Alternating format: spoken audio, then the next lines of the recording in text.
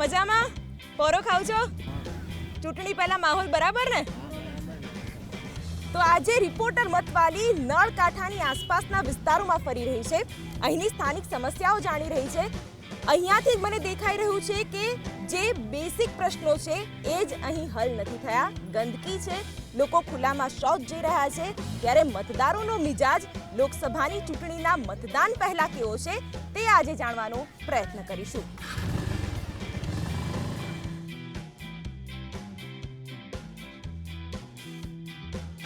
તો હાથમાં TV9 નું શસ્ત્ર છે અને હવે શસ્ત્ર મતદાતાઓના હાથમાં પણ છે, કારણ કે હવે પછીની સરકાર અહીંના મતદાતાઓ નક્કી કરશે. શું કાકા, કેવી રીતનો માહોલ છે ગામમાં? કેટલી વસ્તી છે? આ ગામમાં 5,000ની વસ્તીવાળું ગામ છે અને પેલા 80% મુસ્લિમ વસ્તી છે ને 20% દેવી પૂજક સમાજ અને ભરવાડ સમાજ માલધારી. એટલે કહી શકાય કે જાતિવાદી સમીકરણો છે, લોકો સંપીને રહે છે. હા, અહીંયા સંપીને જ. આ જો આ બાજુમાં બતાવી મંદિર છે ને આ રહી મસ્જિદ છે. નમાજ પડી અને બહાર આવે એટલે અહીંથી આરતી થાય ને આરતીવાળા બહાર આવે. હિન્દુ મુસ્લિમ બેહીને ગપાટા ઠોકે ને સાંજનો ટાઈમ પાસ કરે. અચ્છા, અલી અને બજરંગ બલી, હા, આવા નિવેદનો થાય છે આ વખતે ચૂંટણીમાં. જુઓ, આ તો આ ચૂંટણી લક્ષી માહોલ છે ને એટલે બાકી અલી એ જ છે અને બજરંગ બલી એ જ છે. બધાનું લોહી એક જ છે ને બધા એકના એક જ છે. ચાચા, આપ શું માનો છો? હા, અત્યારે તો બધા શાંતિથી હળી મળીને સાથે રહેશે અને જે આવશે જે જેને યોગ લાગશે એ વધારે પડતો તો ભાજપ લોકોને વધારે બંધ ચાહે છે. રોજગારીને લઈને શું કહેશો ભાઈ? રોજગારી માટે અત્યારે ભાજપની સરકારે સારું કામ કર્યું છે અને અલફેર કે એ ભાજપની સરકાર જ આવશે. મતદાન કરવાના? હા, મતદાન કરવાનું. ક્યારે છે મતદાન? ક્યારે છે ગુજરાતમાં? એ તો 23 તારીખ. અચ્છા, તમારી પાસે મતદાર કાર્ડ ને બધું છે ને? બધું પૂરું છે. પ્રક્રિયા વિશે તમને જાગૃતિ છે કે કેવી રીતે મતદાન થતું હોય છે? EVM, VVPAT? ઈવીએમ. અચ્છા, ઈવીએમ માં ગોટાળા નહીં થાય? નહીં વિશ્વાસ છે ઈવીએમ? પાકો ઈવીએમ પર વિશ્વાસ છે? અરે બેન, ઈવીએમમાં કંઈ થાય નહીં. એ ઇલેક્ટ્રોનિક વસ્તુ છે. આ તો બધા લોકોના મગજમાં ખોટું ભ્રમ છે.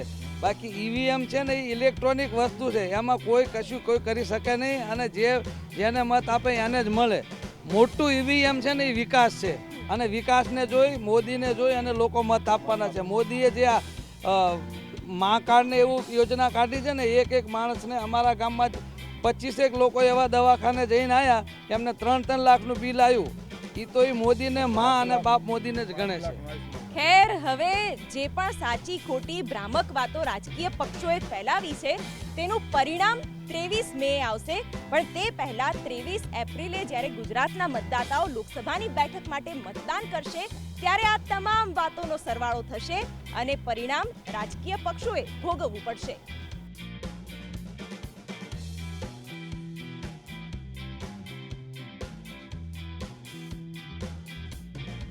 તો સસ્તા વાયદા અને સસ્તા વચનો, પરંતુ પ્રજાનો મત છે મોંઘેરો.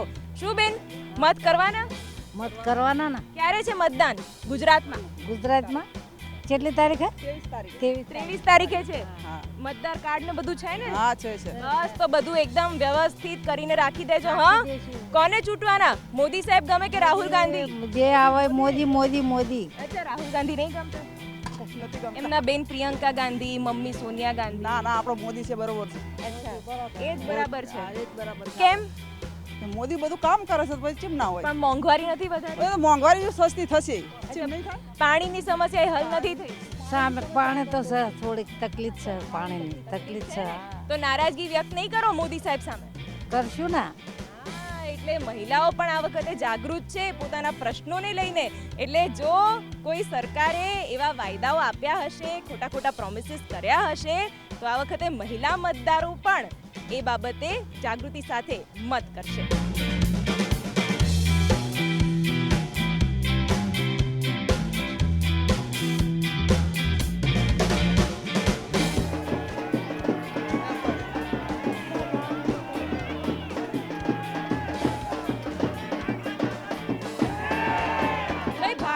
એટલે તહેવારોનો દેશ, પણ આ દેશમાં સૌથી મોટો તહેવાર એટલે ચૂંટણી.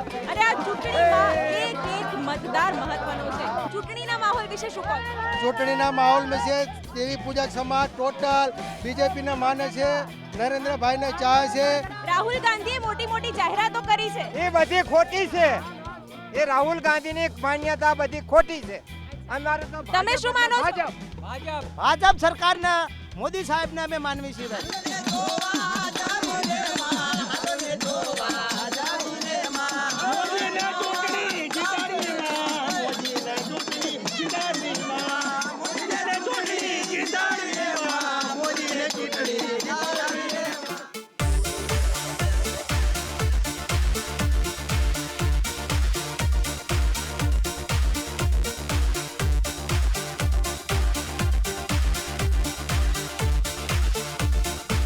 ખેડૂતો માટે વાયદા તો થયા છે, પણ કેટલાક ખેડૂતો એવા પણ છે કે જે વૈજ્ઞાનિક ખેતીનો પણ ઉપયોગ કરે છે.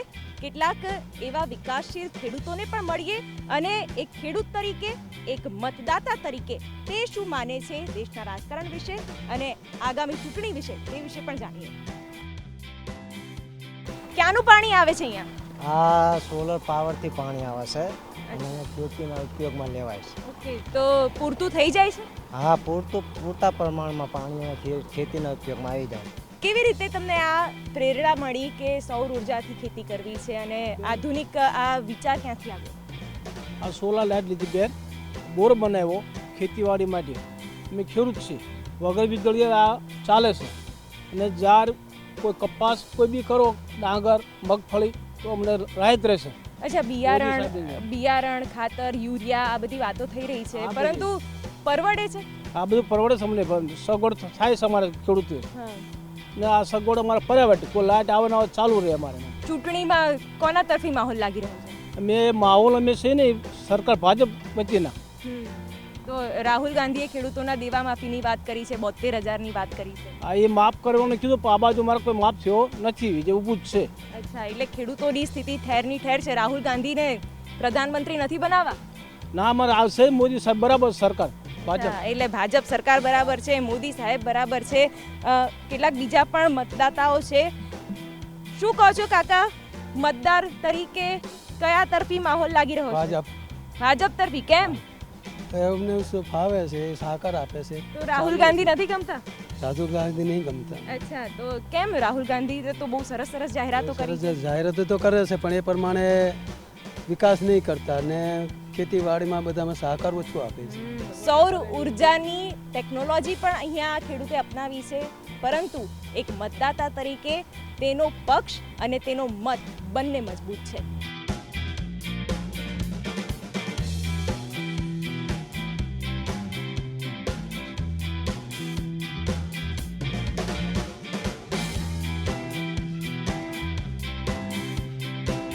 કેમ છો ચાચા? મજામાં છો? અચ્છા, શું છે ચૂંટણી મતદાન કરવાના? આવો આવો, બેસો. મતદાન કરવું પડશે. બેસો. શું મોદી તરફી માહોલ છે કે રાહુલ ગાંધી તરફી? એટલે આ તો પબ્લિક છે જ્યાં વળી, એટલે બે બાજુ કોઈને કે જ્યાં સુધી દેવાય નહીં ત્યાં સુધી કોઈને કહેવાય નહીં.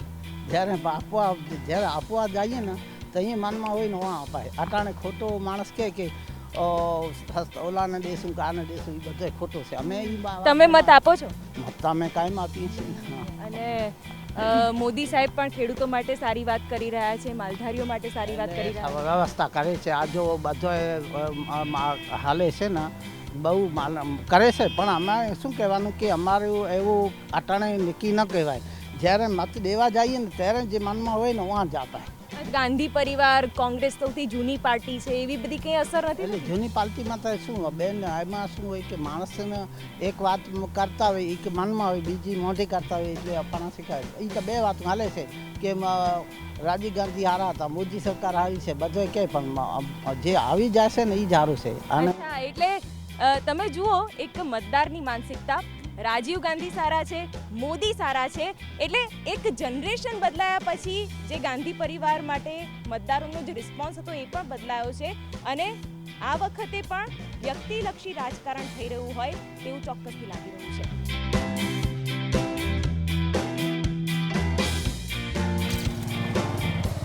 ધોમધકતા તડકામાં નેતાઓ મતદારોને રીઝવવા માટે પ્રચાર કરી રહ્યા છે.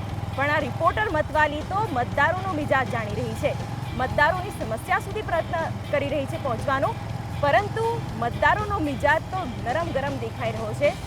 અત્યારે ગરમી ચરમ પર છે, રાજકારણનો માહોલ પણ ચરમ પર છે, ત્યારે હવે મતદાન અને મતદાન પછી પરિણામ કેવું રહેશે તે રસપ્રદ રહેશે અને પછી પણ ગરમાગરમી વધશે તે બાબત આ રિપોર્ટર મતવાલીની ગેરંટી છે.